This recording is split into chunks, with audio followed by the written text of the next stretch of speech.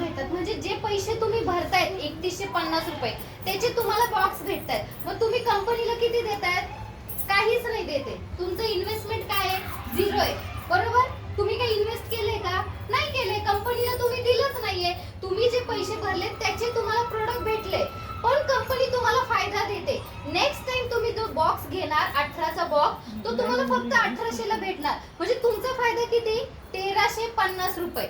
सरळ सरळ 1350 रुपये. म्हणजे आता मी हा 18 बॉक्स घेतले आणि 18 जणींना विकले की बाबा हे घे, मला फरक पडलाय, तू पण वापर, तर माझे 3150 मला परत आले. एवढं क्लिअर आहे? बरोबर. पण नेक्स्ट टाइम मला 1800 ला भेटलं हे, तर मला एक बॉक्स 100 ला भेटतं, पण मला दुसऱ्याला 175 लाच द्यायचंय. कारण मी जॉईंट आहे ना, मग फायदा मला व्हायला पाहिजे. मग जेव्हा तिला वाटेल की हा हिला फायदा होतोय